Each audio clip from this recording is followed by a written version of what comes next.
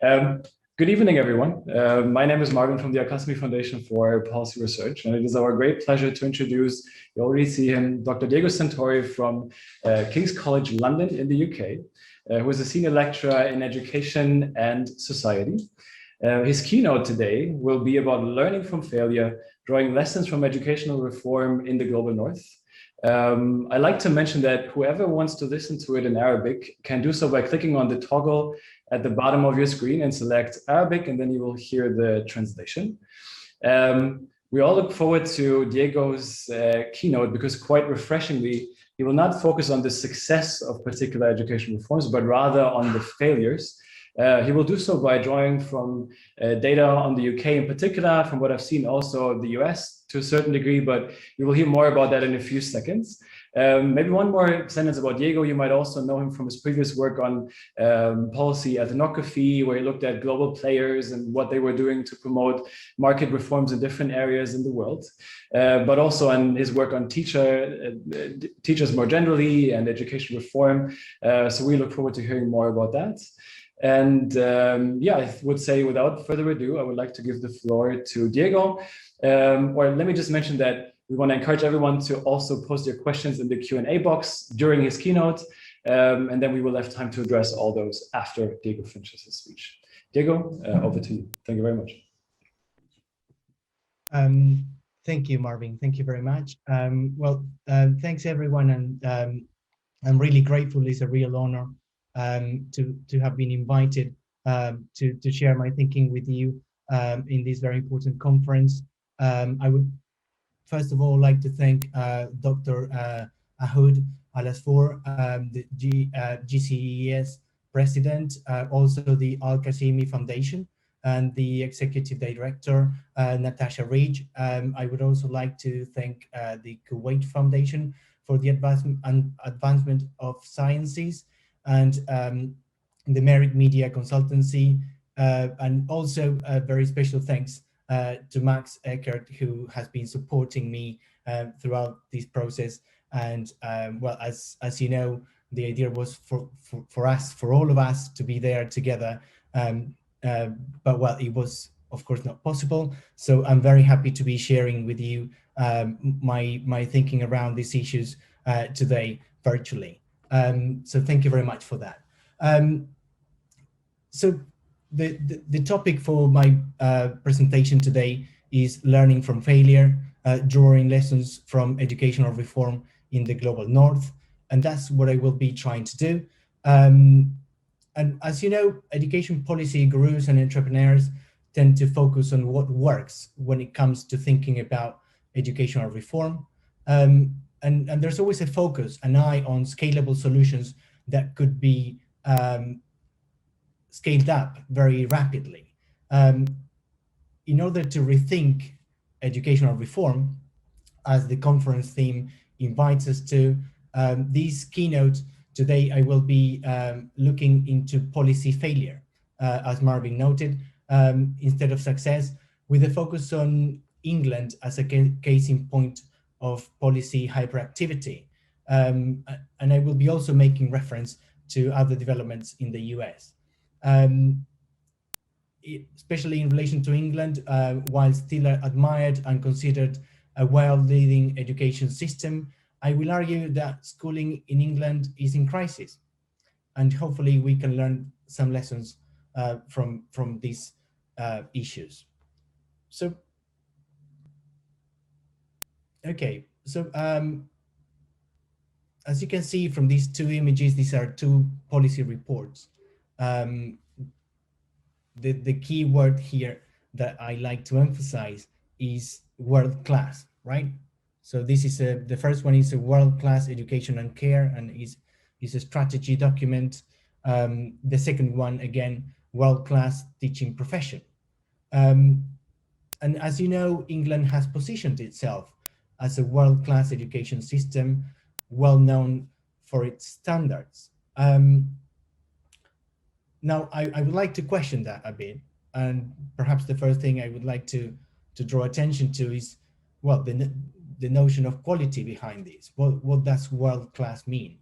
And what does it mean also for those pupils in the system. What does a world-class experience of education look like for them? And so it is from this angle, from this perspective, that I will be offering a critique and hopefully shed some light on the possibilities of educational reform, and consider that. So just a quick overview. There's a lot of literature and research around test-based accountability. There are many scholars who have contributed to this debate. I won't be able to summarize or to synthesize all the contributions from scholars around the world, but basically I wanted to draw attention to two concepts here. So educational reforms based on standards and testing have become an essential part of a process of regulatory restructuring, based on the premise that setting high standards and establishing measurable goals could improve individual outcomes in education. And also the key assumption of accountability testing, as noted by William, is that differences in the achievement of students on standardized tests should be primarily attributable to differences in the quality of education received by students.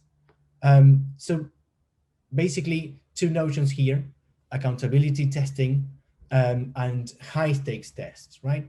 And this is, I think, what has these are the main features that have characterized educational reform in the global north. So a strong emphasis on processes of accountability, and also using data from standardized tests to judge the performance of educational institutions, in this case, schools. And this is what I will be talking a bit more about.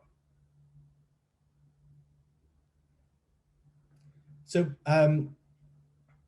now I want to move, we can travel together to the US to see not strictly how things are right now, but to look back at some of the interventions and policy reforms from the past 2 decades. The one I will be referring to in the context of the US is No Child Left Behind. So we can learn from, what can we learn from test-based reforms in the US? So now from kindergarten to 12th grade, most American students participate in required test taking. In that amount of time, the average student takes 112 standardized tests, which basically equates to about 10 tests per year. So I would like to invite you now to have a look at one of the central policy reforms in the early 2000s, which is No Child Left Behind, as you can see in this picture from the launch of the No Child Left Behind initiative. So No Child Left Behind supported standards-based education reform based on the premise that setting high standards and establishing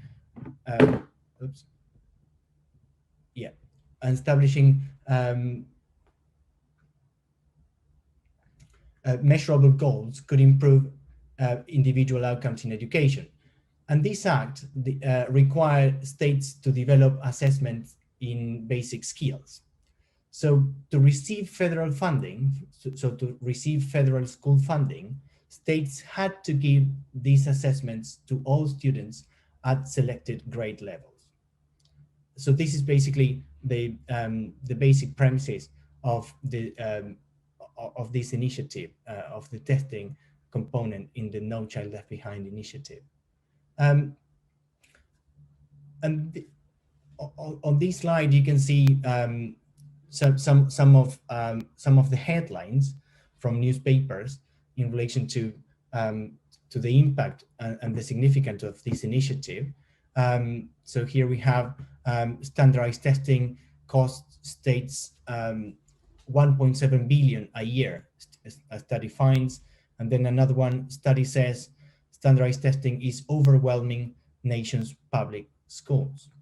And here on the right, we have basically a graph that provides information on the average number of hours spent on testing per grade.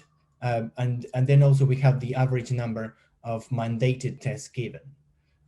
So you can see how significant this is, and in terms of the time that students spend in taking tests, and this was information basically taken from a study of 66 city school districts. And so this information did not count quizzes or tests created by classroom teachers, and it did not address the amount of time schools devote to test preparation, right? So, and basically it portrays a jumble of tests, really, where tests have been layered upon tests under mandates from Congress, the US Department of Education, and state and local governments, many of which the study argues have questionable value to teachers and students. And also the study points that testing companies that aggressively market new exams are also responsible in relation to the growth, the exponential growth of testing in the context of the US. Right, so here we have a quote from the work that that all did in 2011, and basically it draws attention to some of the impacts and of these testing in the context of the US. So here all says that due to the pressures exerted through policies associated with high stakes testing, teachers are basically teaching to the test, right? They are under a lot of pressure to deliver what the tests are measuring, and in doing that, they focus on a very narrow curriculum.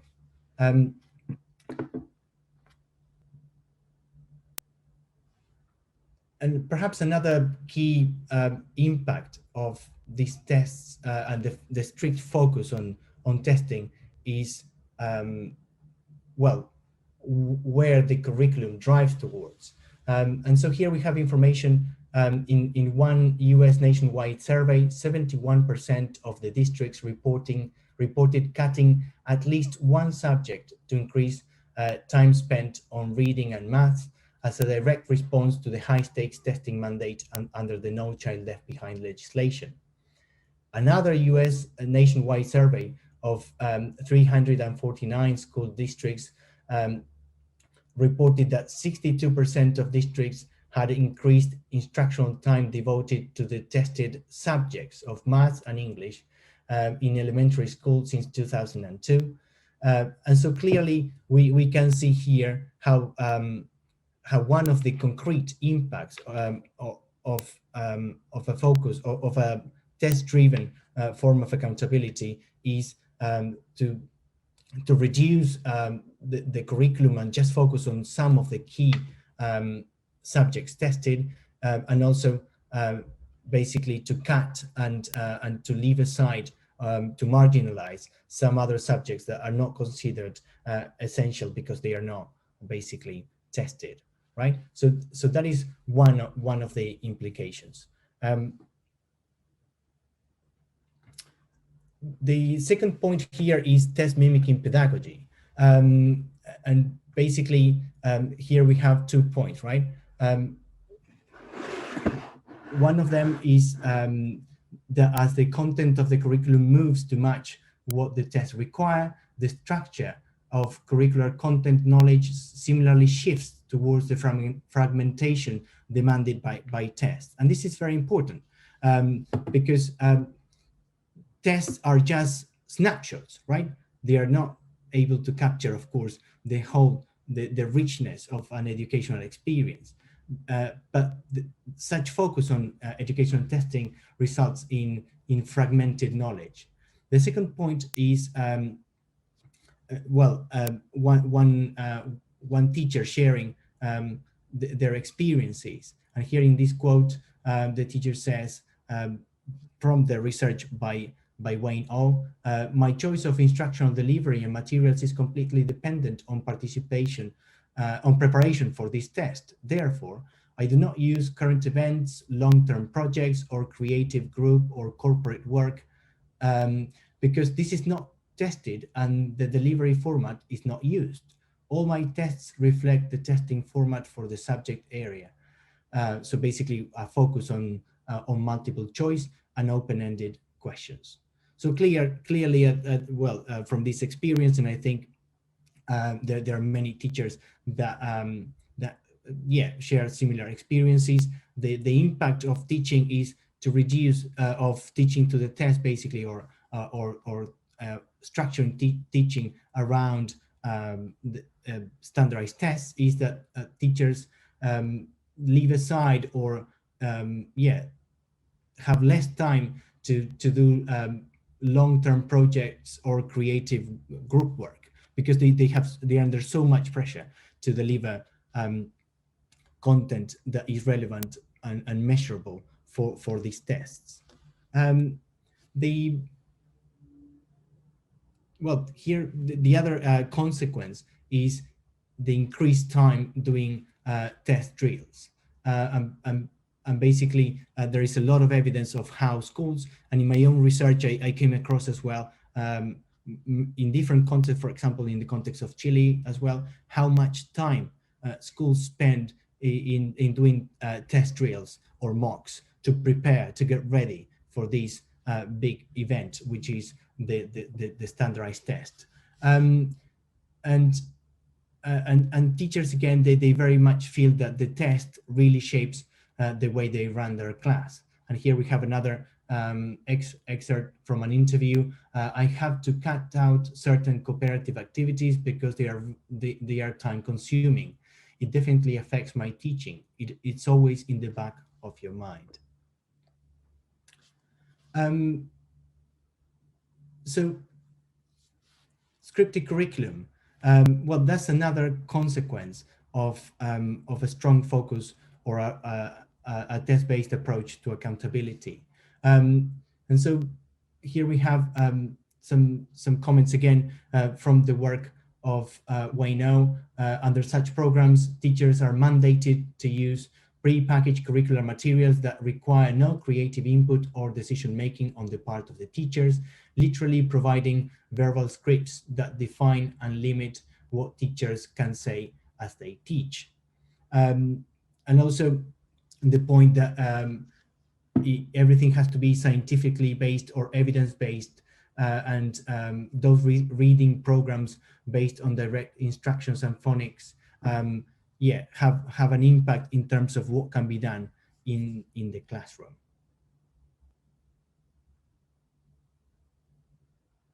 And here again, the point is how there has been also a business opportunity, and this is also pointed out in the research. Teachers in many low-performing US districts have been required to use commercially packaged reading instruction programs, such as Open Court, which tell teachers exactly what page to be on for each day, as well as every word and line they are allowed to say while teaching, all in preparation for the high-stakes testing. Again, I'm strictly going back with these and just paying attention to some of the issues during the No Child Left Behind policy intervention, in order to think about policy reform and also to think about failure. Things have been changing in the context of the US, and this is still a matter of debate and struggle. And you will see if you go online, you will find as well, that clearly not everyone is happy with testing, and so this is from one group, one resistance organization, New York City Opt-out, And basically this is on the right, you can see a leaflet. Did you know that 1 out of 5 students in New York State refused last year's math and ELA exams? Your child can too. And on the left, again, some of the things posted in social media, and basically, how do we change this equation? They say common core standards, which is basically the national curriculum, plus high stakes testing for accountability, and the result overall dissatisfaction by the majority of stakeholders. So clearly, there is a lot of dissatisfaction and anxieties around, well, how much pressure there is and the impact that this has on teachers, but also on pupils and families in the context of the US. Right, so let's now move across the ocean, and I will invite you now to go to England to have a look at what is going on in the context of UK. So basically, since the 1980s, the English education system has been a site of experimentation and reform, with test-driven accountability as the predominant form of quality control. High-stakes accountability system in England is the result of a complex articulation of standardized assessments, end of secondary high-stakes experimentation, and consequential inspection system that combines public display, and this is a very important element, public display of performance data via rating systems and league tables. In primary assessment,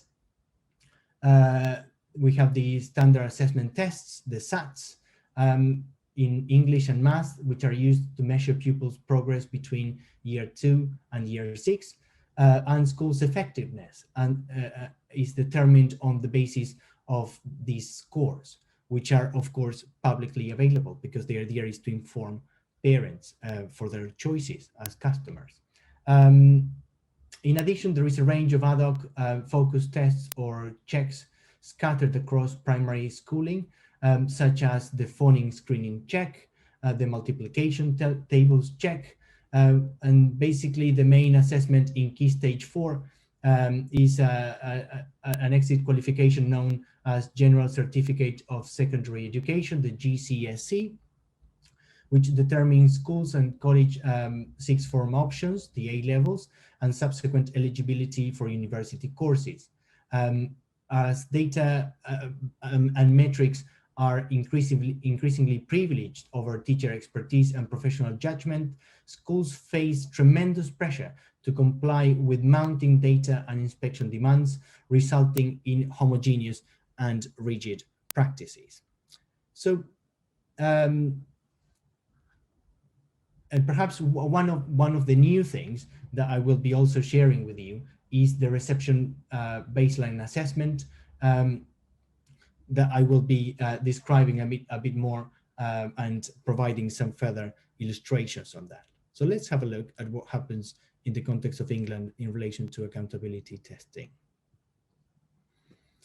Okay, I hope you can see this diagram on the screen. This is actually a screenshot from the government website that provides information about the SATs. Yeah, so these statutory assessments in primary, right? And so we have scores in reading, writing, and maths, and they are displayed in a traffic light system, basically. So green means that are doing okay or very well. Amber means, well, you know, borderline, is average, is not really great, and red basically means that there is a problem there, right? And this information is publicly available, and every parent can access and check how their school and by the name is doing, and also when they decide when they are trying to find the right school for their children, they can access this information to inform their choices. So I think this is quite powerful, because in a way, it really synthesizes very sharply what that community is doing. And of course, there are many things that are silenced in this information, right? This is some information from a test from a specific year about a school, but there are many other elements that we know are very important in the context of a school that are not captured here. But unfortunately, most parents just have, well, we all have limited capacity, we all have limited time, and parents tend to rely a lot on this information in order to make their choices. This is another screenshot from the Ofsted. The Ofsted is the inspection agency in England, and basically they also have a similar traffic light approach to inspection. So basically, Ofsted comes in and they do an inspection, and then there is an output, which is the Ofsted rating.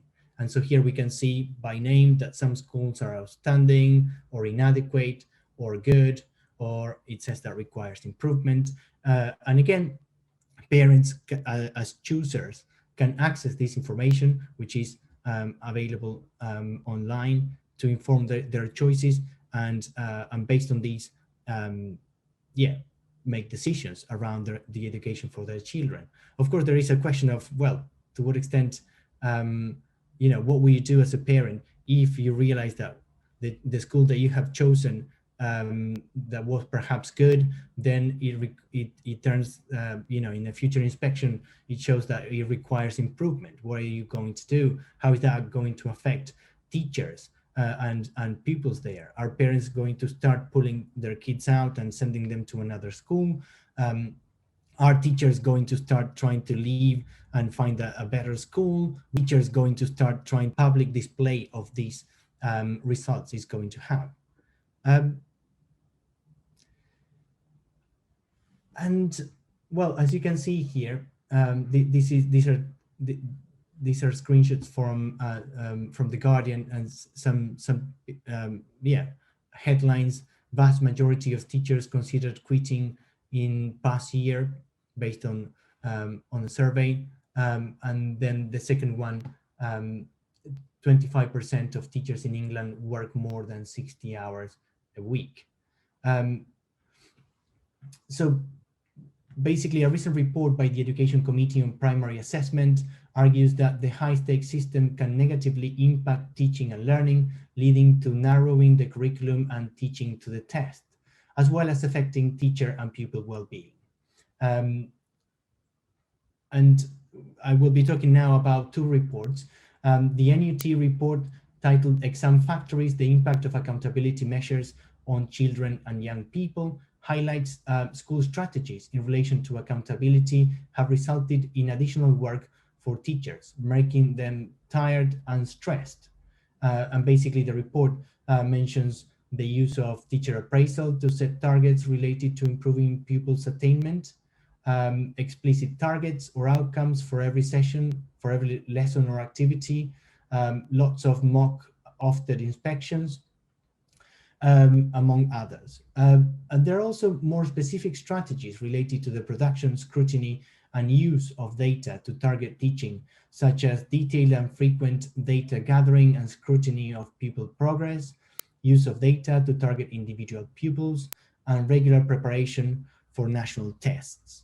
So as you can see, there is a big emphasis in the production of results. And as a result of that, organizations like the National Education Union have produced reports that evidence a very high concern around the impact that the collection of data from from pupils and the use of data in order to rank schools has had on basically the whole school community.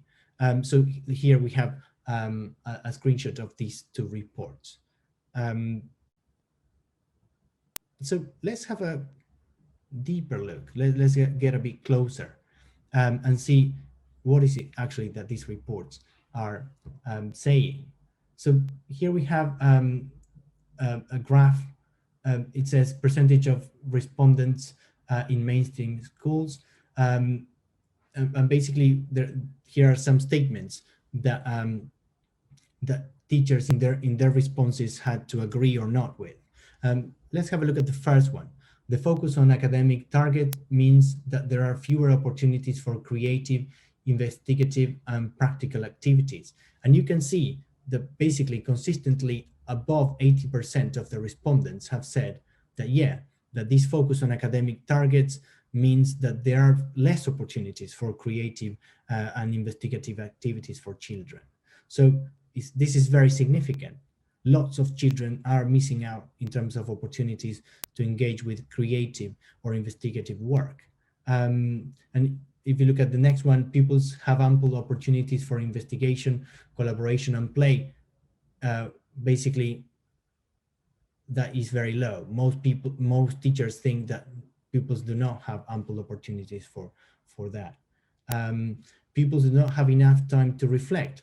Most teachers have agreed with that statement. So basically, almost every answer is above 70%. Pupils do not have enough time to reflect. And the final point, pupils rarely have opportunities to read or listen to stories for pleasure in school. Well, clearly, in most schools, at least above 50% from early years to sixth form, the pupils rarely have opportunities to read or listen stories for pleasure in schools. So again, this is pointing at some of the impact that accountability testing has had and continues to have on teachers and pupils in the context of England. And this is, again, data from the reports, and you will see how it very much echoes what I just shared with you in relation to the context of the No Child Left Behind policy in the US. So here we have one primary teacher saying, I am unable to spend time on the more creative activities because the curriculum is too crammed and statistics are the driving force behind everything we do. And then we have another teacher saying, if it isn't relevant to a test, then it is not seen as a priority. This puts too much pressure on pupils, too much emphasis on academic subjects, and creates a dull, repetitive curriculum that has no creativity. It is like a factory production line chugging out identical little robots with no imagination, already labeled as failures if they haven't achieved the right level on a test. So, so far I tried as much as I could, you know, in the time I have, to present a picture, right? That my intention here is to say, well, look, if the key point of this conference is to rethink processes of educational reform, when looking at the global north and, you know, two big powerful economies, the US and the UK, don't think that things are perfect over there. Let's have a critical look and see what is the impact, what are the effects of some of these policies that perhaps have good intentions, but I think they have resulted in quite damaging, a damaging set of situations, both over the US and in the UK. So here, just one example of one organization trying to push back and resist the pressures coming from testing in the context of England. And this is More Than a Score. And basically More Than a Score is a coalition of 20 organizations. Some of them are parents groups, some of them are teacher organizations or head teacher organizations, and also professional bodies. And here you have a list of some of the organizations that have joined this campaign. So we have, for example, an association of child psychotherapies. We have Let Our Kids Be Kids and also Save Our Schools. They are both parents organizations. The National Education Union, which is the union that represents teachers, Keeping Early Years Unique, which is a group that is focused, of course, on early years. So, and these are just 5 of the 20 organizations that together are supporting this campaign against standardized testing in the UK. And so, for example, as you can see here, this is from their website. They are making a case, right? And they are trying to inform parents as well about primary testing. And basically, they try to convey the idea that primary testing is putting kids in a sort of conveyor lane and basically in batches, and that they are measured every year quite intensively. So basically, the question here is, for parents, what are the tests that your kids are subjected to or will be subjected to in future years? So I think it's interesting that they are, trying to find simple ways to share these concerns, which are also actually coming from parents themselves. And this is another image of one of the demonstration in relation to the baseline assessment, which is an assessment that is aiming to test 4-year-old kids. And so this is 4-year-old kids in number 10, basically where the government is in UK, doing a demonstration saying don't test 4-year-old kids. And so this is part of the campaign as well. And basically what they're trying to say is that it doesn't make any sense to test 4-year-old kids.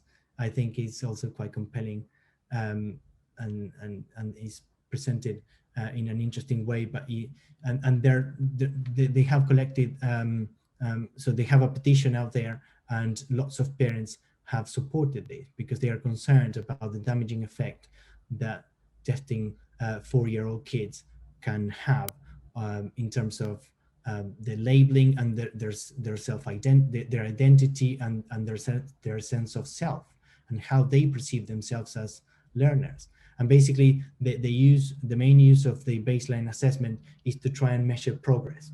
So this is the idea of this test, is to measure kids when they just enter reception, and then at the very end in year 6, in order to measure progress and to judge schools based on how much progress pupils make.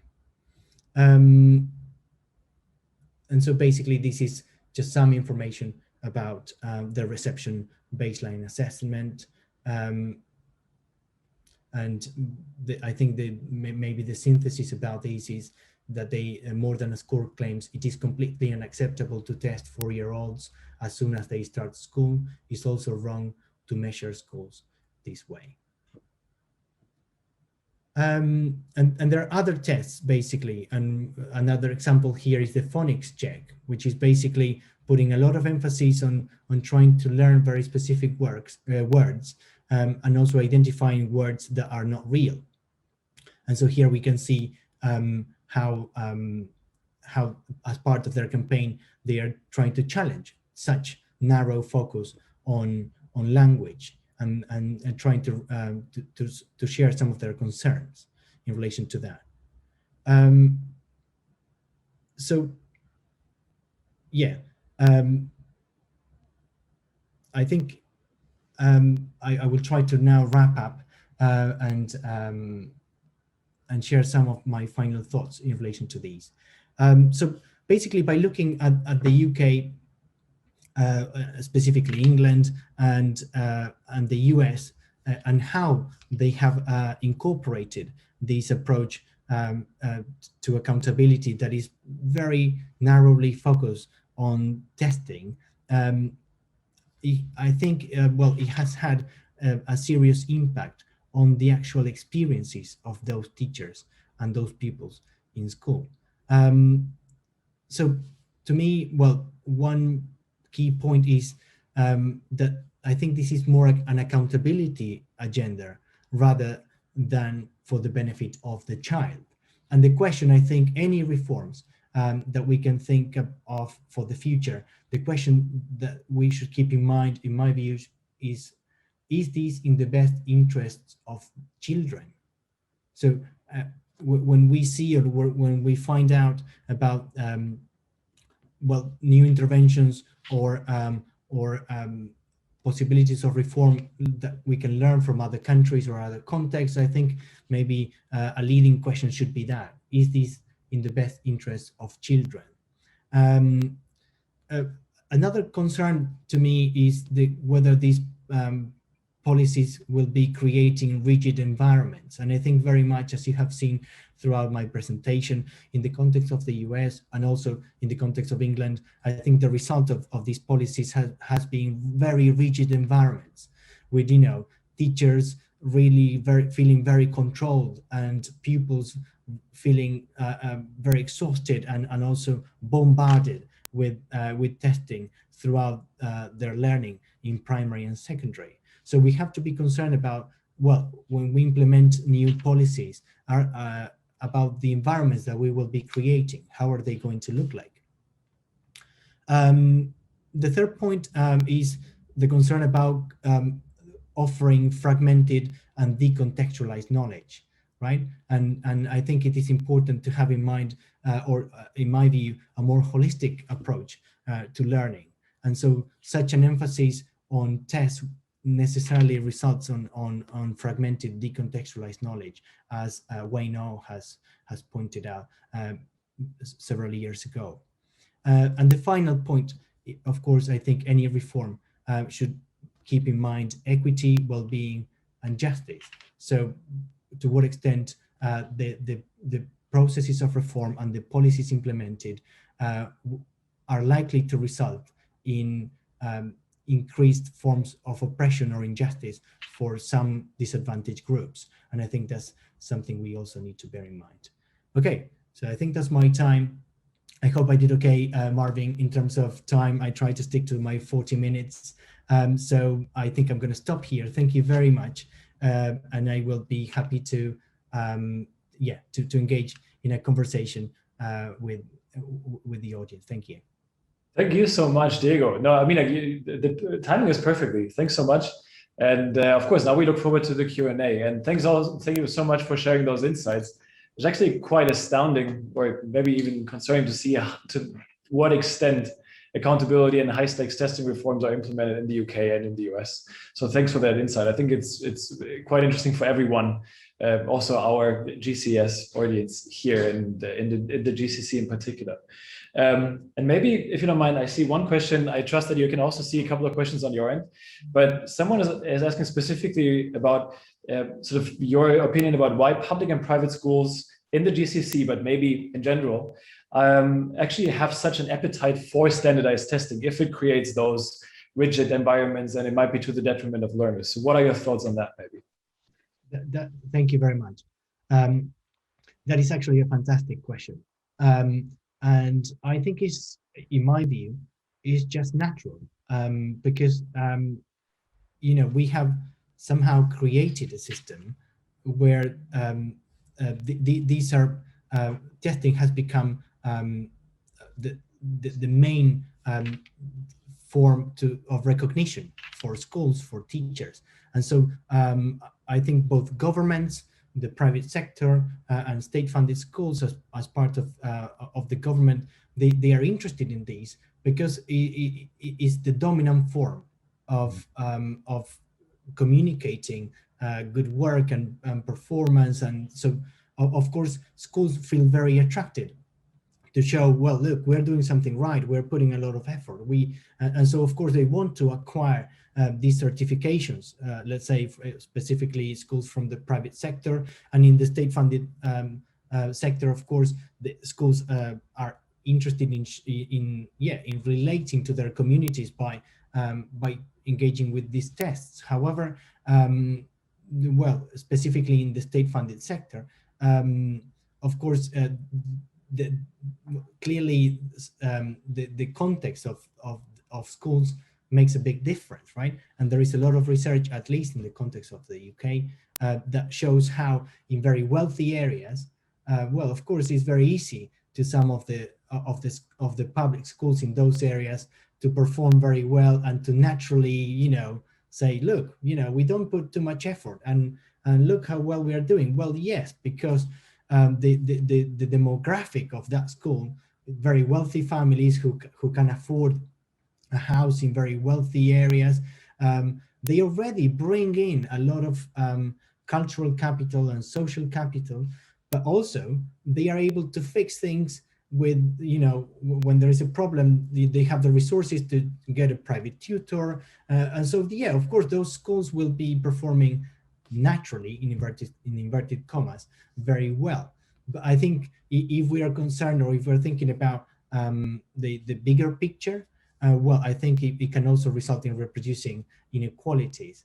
An interesting example as well in relation to that point is that if you look at properties in London, for instance, you're just looking at properties, you're not thinking about education, but all of them in Rightmove, which is one website, for example, or Zoopla, they will say, they will show in where they are in the catchment area of which schools, and basically they will provide information straight away if they are in the catchment area of a school that is outstanding, and if they are, the price goes up of that property, because it's a house in a very desirable area where there is a very good public school. So there is a connection between the real estate market and the educational offer. So yeah, definitely, I think we need to be concerned about the bigger picture. But I think also my point is on the experiences and the rights, perhaps, of those teachers that are professionals, and the teacher autonomy, and whether we are considering them professionals, and also the experiences of those children in schools, and to what extent they are benefiting themselves from those tests, or whether they are being used, for example, for schools to, for self-propaganda, to say, hey, here we are so good, come and apply for a place or in our school. So I think, again, my claim would be, let's try to keep children in mind and their families, and let's be mindful about how we engage in these processes of data collection and use of data. Yeah, thanks for that, Diego. It's, again, interesting and concerning at the same time, I would say. And maybe touching on your last point, someone else asked, from a researcher's perspective, standardized tests and large-scale international assessments can yield very useful data. What could be a responsible or a reasonable way to use this data, or do the negatives outweigh the benefits? What do you think? That is a very good and a very fair point. And I don't mean to, to just say, okay, we don't need any data, or, because I think it's important as well, in order to achieve equality of opportunity, to make sure that that we can spot pockets where the provision, the quality of the provision is very low, and make sure that we can intervene and change things as quick as possible in order to to make sure that every child has access to a good quality education. So we need data for that. So one thing, I think one problem is the way in which data is used. As I've shown in the case of the UK, using a traffic light system, which is basically showing red, here is a school that you should avoid, run away as far as you can, because this school, is dangerous, basically. So using that way of displaying public data, I think, is highly stigmatizing. It creates lots of problems. And if you talk to teachers and head teachers in those contexts, they will tell you, very, very sad stories about how, as a result of the school getting a low score in an inspection, then teachers start leaving the school and parents try to pull out their kids and find another school. And so it really disrupts the learning of everyone there and the community. I think it would be a lot more productive, a process of mentoring instead of a one-off inspection, a process of mentoring where the school receives support towards a more sustainable, good quality process of teaching and learning, rather than creating these data that is aiming to inform consumers, but really is not a process of social learning for the school itself. Then in terms of, I think another angle of that to that question relates to the big data. So let's think about, the big PISA or IELTS or PISA or Teams. Yeah, of course, that is the big picture in terms of performance. I think it's I'm very skeptical, I have to be honest, about those. And perhaps a simple way to put it, but again, I'm not saying that there's nothing to be gained from that data. I think to put countries in a ranking competing against each other is not productive. I don't think that is a productive way of thinking about education. And comparing countries like Uruguay with 3 million people, with the US, with more than 200 million, like, how do you compare them? What is the point in comparing Finland with 5 million inhabitants with I don't know. I just struggle with that idea of comparing across as if the context didn't really matter. Yeah. So yeah, that would be my critique, I guess. And thanks for that and for voicing it. We have another or two questions that go more in the or touch more on the equality point or inequality point that you made earlier. Maybe we can combine these if you don't mind. So someone is actually asking, what are your thoughts about the costs involved with taking standardized tests and how this affects students from impoverished backgrounds who maybe cannot afford to pay for or take these tests? You also mentioned tutoring. And another one is asking about sort of the global North and Western, non-Western divide, and maybe also internationally mobile students. And I guess it's just about your thoughts on that big picture question, basically, if you don't mind. Of course, yeah, thank you. That's very interesting questions again. Okay, so in terms of the cost, well, yeah, the cost is very high, and is taxpayers' money in many contexts. Is taxpayers' money that goes towards these. So, for example, in relation to this initiative, I was talking about the baseline assessment. Well, apparently the cost of that would be 10 million pounds to test 4-year-olds on a very short 20-minute test. So on the one hand is, how are we using taxpayers' money, and on the other hand, I think in relation to that question is, if we are using taxpayers' money and also private companies are benefiting from running these tests and providing the data, and then we are finding that at least a group of organizations and academics are very concerned about the impact of these, well, I think at least there should be some opportunity to revisit these decisions.